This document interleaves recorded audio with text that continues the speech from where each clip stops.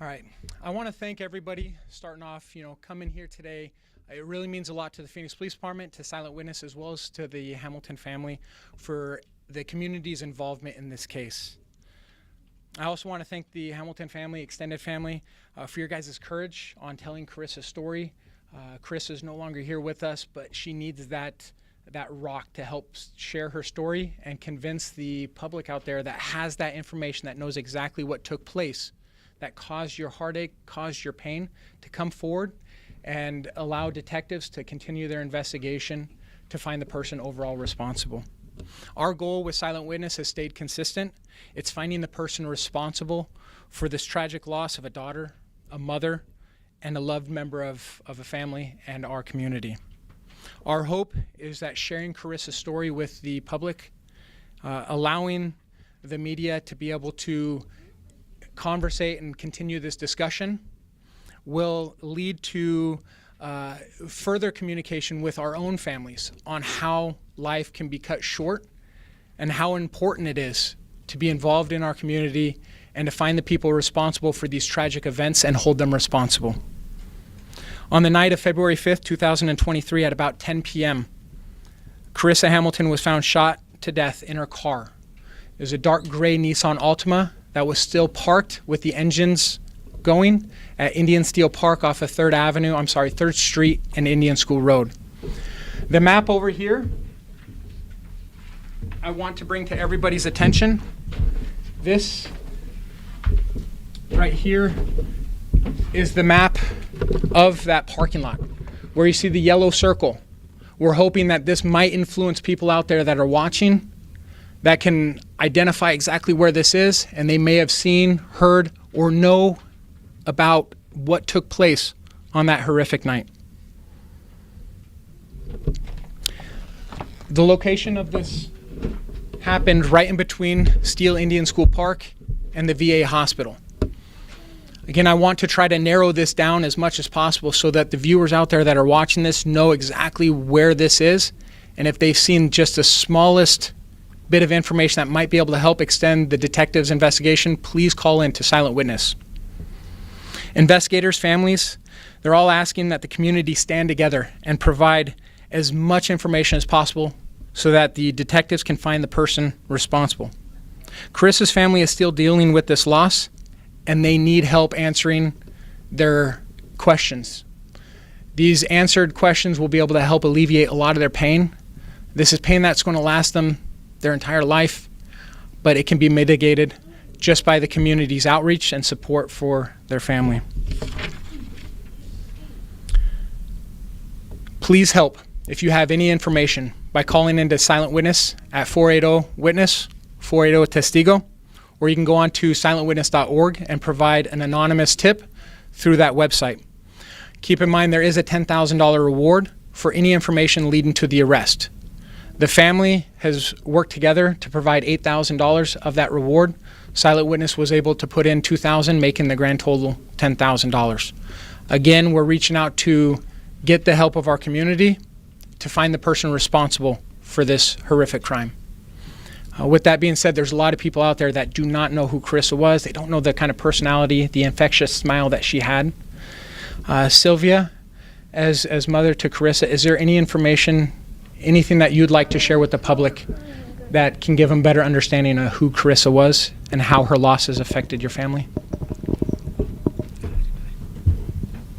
I'm sorry, she can't take I'm in talk right now. My name is Patty. I was Carissa's aunt. And Carissa was very special to me because part of her youth, my sister was in school here in Phoenix and she stayed behind with us, and I helped raise her for many years. And Carissa to me was so special because even before she was born, she was letting me know she was here, because believe it or not, I would wake up every morning throwing up, not knowing why. And that's because I didn't know my sister was pregnant with her. So who got the morning sickness? I did. I would wake up every morning throwing up, and I'm like, why is this going on? And I'm like, the people are going to think I'm pregnant, and I'm not. But that was her letting me know, hey, get ready for me, I'm coming. And I'm going to be someone special in your life. And she was. For many years, I helped raise her. She became a very special person in our family when I ended up getting married. She called herself my daughter's big sister. She was with me in the hospital, came with me and brought her home. Every trip we went, Carissa was always with us. The last big trip we took, she didn't go because she had just had this little blessing right here, her son. And so we didn't take her. So we promised her, we'll take you on our next trip. So we planned on going this December. We were going to go to Disneyland and take him along with us because that would have been his first trip as well. Now we're not going to be able to do that. We won't have those special trips with her. There's a big void in our lives that she was the one that filled it because she was the first granddaughter. She was our first niece. For 10 years, she was our only one. And we cherished her, we loved her. She was quiet, a very quiet person. But when she did say something, she didn't hold back. That's one thing she didn't do.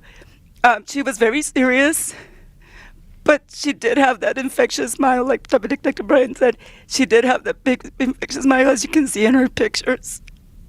And she loved her family. She loved her son. She lived for him.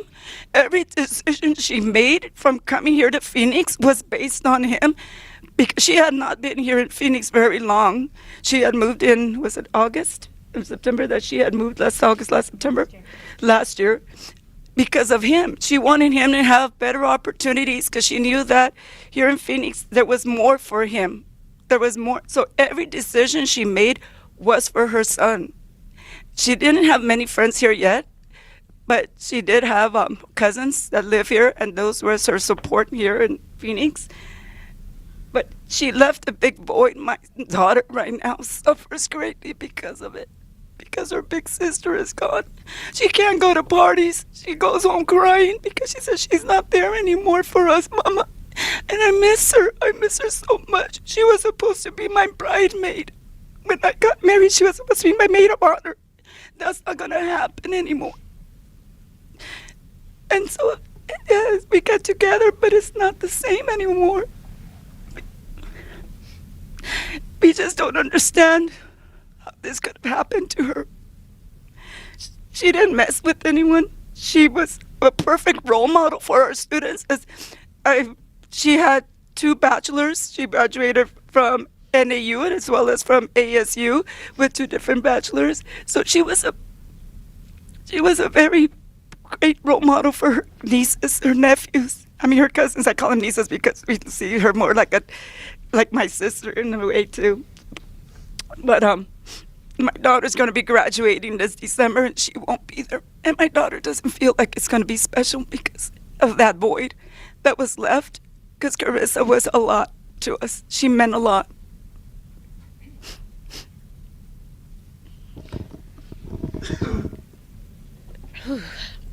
Me and Carissa were related from both sides, so she's, as we said, my double cousin. We came up with that.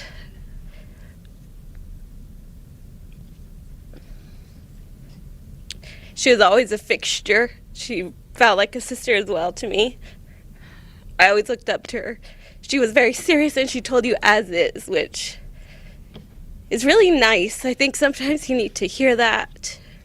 She didn't beat around the bush. She told you as is, and I really looked up to that because she was so true to who she was. And I always looked up to that because I was very more quiet and I guess kind of a pushover. So I always wished I was more like her. And luckily, I think as I'm getting older, I'm channeling inner Carissa. I'm really gonna miss just weekends binge watching Netflix. You know, I always said I was just a boring old person because that's all we would do. But looking back, now that I won't have that, I wish I could have it back. But what really keeps me going is this one, because he was her world. And now I think he's ours.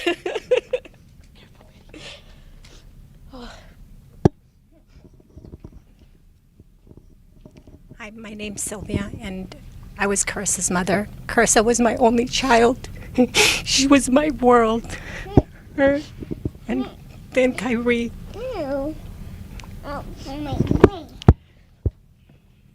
Carissa was very kind and humble. She liked doing things for people, but she always did it in the background where she didn't expect recognition. And I want to share a story. When she was about 8 years old, we were watching something on TV, and somebody had found money, like a large amount of money, and she said, "Oh, I wish I would find money." And I told her, I said, "You know, the best thing is when you stick your hand in your pocket and you find money." I said, "That's a really good feeling." So the next day when I went to work, I stuck my hand in my pocket and I had $5 in there that she had stuck the night before, because I would put my clothes, like set it on the side of the bed or somewhere that I would wear the next day to work. And she saw it and she put $5 in there of her own money. And as she got older, when she was an adult, she told me, she said, "Mom, you know, I don't want to find money." She said, "Because that means that somebody lost that money." She said, "And they might need it." So she didn't want to find money. And that's the kind of person that she was. And she encouraged me to be better. I went to school because of her, because she said she wanted to be like me. So that's why I went back to school and got my degree, because she told somebody that she wanted to be like me. And she loved Kyrie, and everything she did for Kyrie, and he loved her so much too. And he respected her. I mean, she did a wonderful job with him. He listened. I mean, he listened to her. Like, she asked him to do something and he would do it. And she was just a wonderful, wonderful mother. And the holidays are coming, and just the change of weather. The change of weather makes me sad, because it just reminds me of her. And the holidays, just thinking of the holidays makes me sad, but I have something to look forward to, because I know Kyrie he loves Christmas, he loved Halloween, and I really, really miss her. Everything I do, I think about her, whether it's doing dishes, driving, anything. There's not one second of the day that I don't think about her. I really, really miss her. And they say that time heals. It's been 9 months, and it seems to be getting worse every day. I don't like being alone. I don't like being alone, because that's when I think more. I can't even look at pictures of her when I'm alone. I can look at pictures like when somebody else is there, because they distract me. But when I'm by myself, I can't.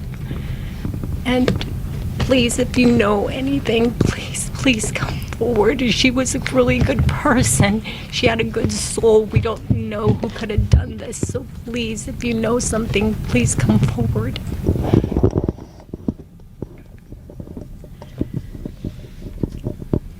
Hi, my name is Brian. I was Carissa's stepfather. I've known her for a little over half her life. But I was fortunate enough to be in her life. She was great. She was extremely responsible, and I was fortunate enough to have her take my last name, even though I didn't adopt her. It was a great honor that she let me do that, and I think everyone else covered how she is, the person that she was. Just can't say enough good things about her. She was extremely smart. She was driven, and she really loved Kyrie, and that was her world. So that's all I have.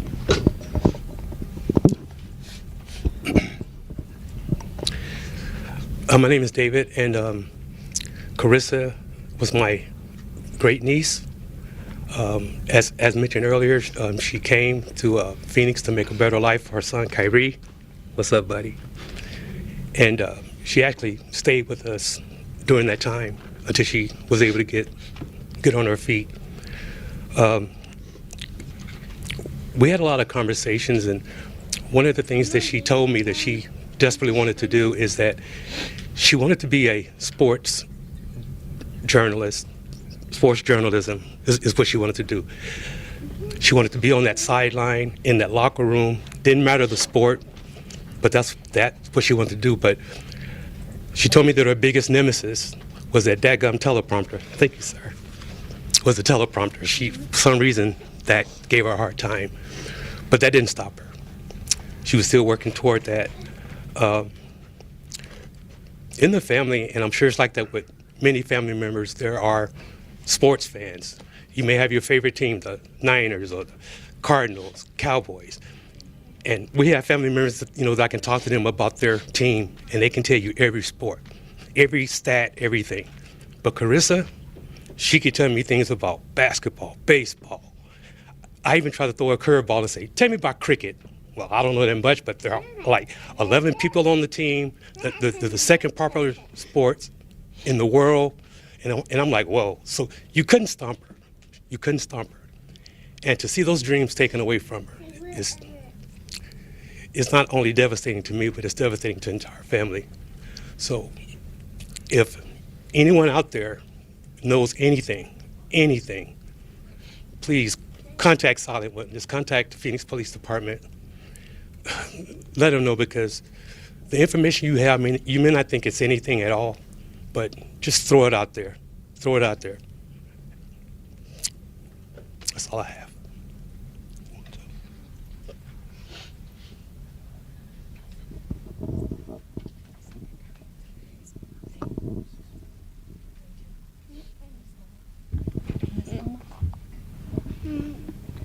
So at this time, if anybody has any questions for the family, they'd be more than happy to answer any of those questions. After this, I will be available for questions as well.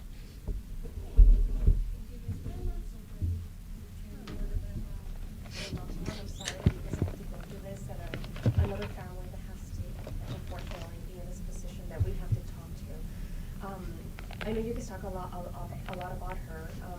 Can you guys go back to that day, or when was the last time you guys talked to her? And did she like to go outdoors into the park? Is there any indication, that you guys can share about, possibly what could have happened? The only thing I can say is that she would normally call to let us know that she arrived in Phoenix, and my sister didn't get the call, so we started looking for her, because that's how she was. She would let us know, so we would look. We started calling. I told Mr. to call the police department, and she did that. Alexis and her husband and her brother started driving around Phoenix, the areas where they frequent at, and we started calling, and they told us call the hospitals first, and so we were calling the hospitals, and so we were doing it for hours, well into past midnight, into the early morning. So we were looking for her because we knew that was out of character for her. That's something that she would never do. She would always contact us, or she would let somebody know where she was at, but we didn't hear from her. So we were calling and looking for her the whole time. So at that time, starting to fear the worst, I was calling the hospitals, hoping that they would say, yeah, she's here. She wasn't in a car accident or anything, because that meant she was still alive. But there was something in my gut that said otherwise. And so that was the most devastating hours of my life, because I knew down inside that something happened to her, something terrible. But as I called the hospitals, I was like, please tell me she's there, even though if she's in critical condition. But that means she's still alive. And that didn't happen. And in the early morning, the sheriff went to see my sister. And Ryan called me and said, get here, because your sister needs you. And I knew at that time that was the news, that she was gone. But never did I imagine someone would have hurt her, because she was a good person. She was a kind person. So that was one of the worst moments of my life, having to look for her and being told, no, she's not here, hospital after hospital.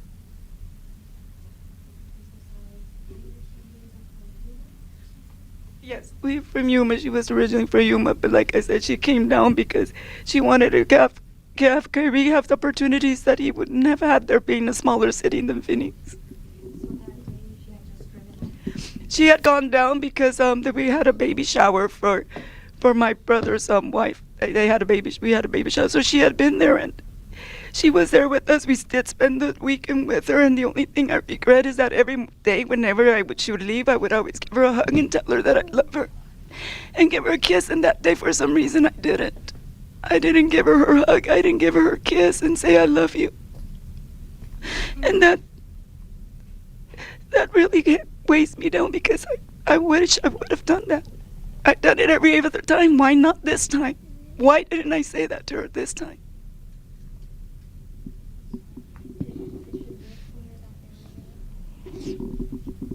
Well, she lived with her mom. She lived close by us.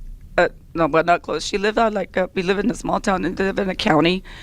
But she lived there for a very long time. But where the area where they found her?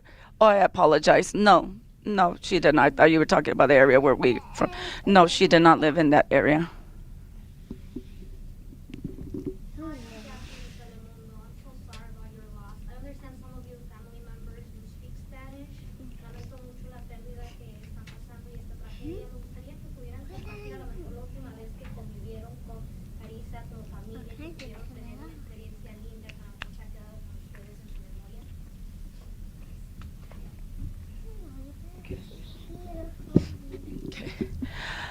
La última vez que nosotros miramos a Carissa, estábamos en un baby shower para la esposa de mi hermano, y ella estuvo con nosotros, estuvimos conviviendo como normalmente, hasta estábamos ahí porque el niño andaba de volado con una vecinita, y entonces Carissa estaba riéndose, le estaba dando carrilla diciendo, mira Carissa, el niño, mira qué volado es, y ella decía, wow, me está ignorando, y tuvimos momentos muy bonitos, y luego después el niño quería ir a jugar un parque, ella se fue con el niño a jugar y duró bastante tiempo con él, pero ahí estuvimos conviviendo en un ambiente familiar, estuvimos con ella platicando, bromeando, y sí, y entonces estuvimos juntos por mucho rato allí.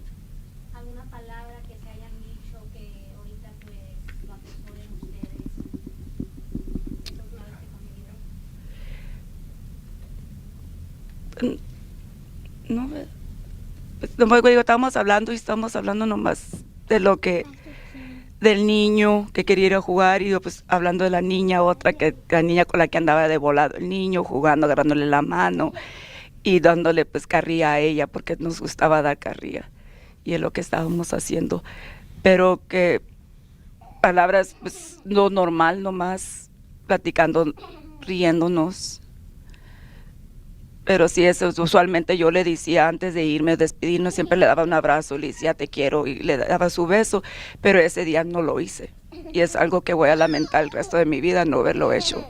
Porque lo hacía todas las demás veces que la miraba, pero ese día no lo hice.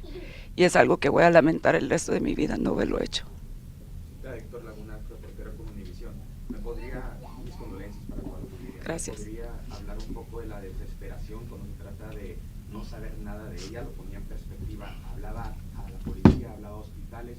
¿Cómo era ese lapso de, pues, para usted? Era una desesperación porque el no saber dónde está, qué le había pasado. Hay tantos esquemas que pasan por la cabeza, ¿verdad? Alguien le hizo algo, la raptaron, estuvo en un accidente. Entonces es una desesperación grandísima porque estás llamando, buscando respuestas y no puedes hallarlas, y sabiendo que no era algo que ella normalmente hacía. Ella nunca lo hacía. Ella siempre nos dejaba saber dónde estaba, le hablaba a su mamá al llegar a Phoenix para dejarla saber, mamá, ya llegué, para que no se desesperara. O le hablaba a mi tía o a su esposo con los que estaba viviendo en ese momento, que dónde estaba.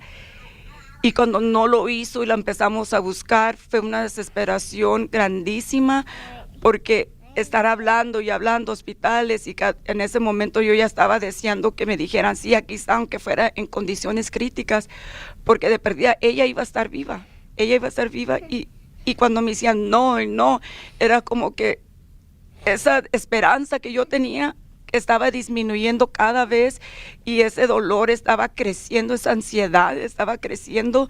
Estuvimos por horas buscándola, y el no tener ninguna respuesta de nadie y nadie saber de ella era algo que no sé cómo explicarlo, porque es como que el alma te la están apachurrando y te está sacando y te estás muriendo de vida por esa desesperación, porque estás buscando a un ser querido y no lo encuentras.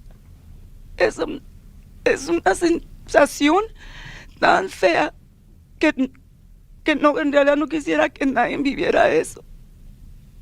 Y luego Alexis, ella anduvo manejando, ella y su esposo y su hermano anduvieron buscándola por todo Phoenix. No sé si ella quiera compartir la sensación que tenía al estar haciendo eso. Oh, disculpa, no habla el español. Muchas veces pues nos adelantan y no tenemos la oportunidad de despedirnos. ¿Qué le dijera a usted que iba para la mamá también, a ella, hoy día? Yo le dijera que ella sabía que era mi mundo. Ella y este bebé eran mi mundo y ellos son la razón por la que yo hacía todo lo que yo hacía era para ellos, para ella. Y ahora es para él. Cuando nos dijeron esa noche que la estuvimos buscando, oye, yo estaba dormida arriba con el niño porque yo tenía el niño. Y estábamos dormidos y oye él, como el antrancar cuando atrancas la puerta de un carro. Y se oyó igualito que es un carro. Y le dije al niño, le dije, ya llegó tu mamá, se regresó. Y cuando bajé era el sheriff que nos dio la noticia. Y pensé en el niño. Eso fue lo primero que pensé, en ese niño que vi que lo había dejado y que él ya no iba a tener a su mamá. Y él fue el que me dio fuerza a mí y el que me ha estado dando fuerza. Pero ella sabía que yo la quería mucho, ella siempre, y a él era el que le decía, you are the love of my life. Y a ella él más le decía a él, ya cuando nació él, y yo le quiero decir that she was always the love of my life. And her.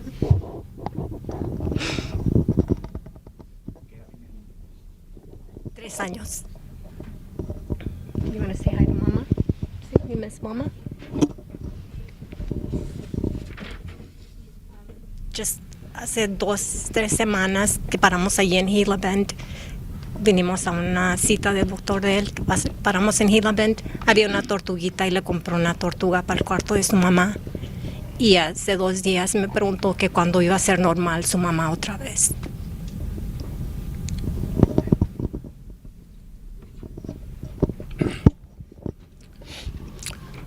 I just have one more thing that I want to say is that you spoke earlier about her attending a baby shower. But before she left Phoenix to attend that baby shower, she was at my house. And the last thing she said to me when she got in the car was, "See you later." So I want to say now, Carissa, see you later.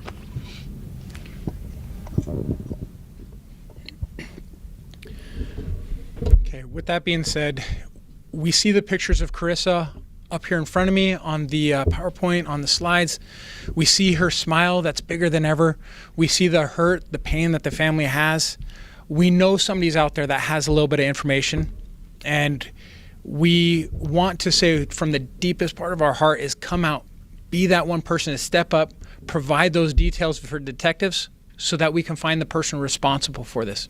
Again, even if you don't have all the information, you don't have all the knowledge, just that one small puzzle piece can help the detectives with their investigation to really come together and figure out what took place on February 5th, 2023 at 10 p.m. I want to make sure that your viewers are completely aware of exactly where this took place. 300 East Indian School Road. It was the portion parking lot of Steele Indian School Park in between the VA hospital and the park itself. The map below me has the yellow circle, and it indicates exactly where Carissa's car was parked. She was driving a gray Nissan Altima. The engine was still running when officers first responded to the scene and saw that she had been shot to death. So again, anybody that might be in the area, anybody that might have the slightest bit of information, may have heard it from a friend of a friend, please call into Silent Witness at 480-WITNESS or 480-TESTIGO. There's always the option of going on to silentwitness.org and providing that same exact tip, being completely anonymous. But being able to upload any pictures, any videos, any kind of information that you think that the detectives need to help them with this case. Yes. So, is there an indication of when she was possibly shot? I know that she was found till 10 o'clock. Is that when you believe she was shot? Yes, we believe that it was leading up to the 10 o'clock hour. So again, it's a busy park. Anybody who's been out there at nighttime, 10 o'clock, 9 o'clock at night, it's a busy park. And we're hoping that there's some viewers out there that might have remembered that cold February night and might have seen something. They might have been taking a picture with family nearby and might have captured something in the background. That's why we really wanted to highlight and indicate exactly where the car was when officers first came upon it. Any indication of when the car got to that parking lot? No, we don't have any indication of when the car got to the parking lot. But again, we're hoping that viewers might have that information based on video cameras, any kind of recording that they might have taken place, anybody in the area that might be able to provide those information and really be able to allow detectives to target a certain area and be able to find the person responsible. Was there anything taken from her car when you guys found her, or is there any indication that might have been a motive? Yeah, so detectives are still going through the case. They're going through every piece of evidence related to the case.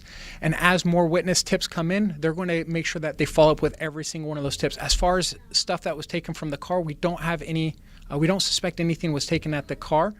But again, if somebody out there does have information that may contradict that, please let us know. Please call into Silent Witness. Please call into 911.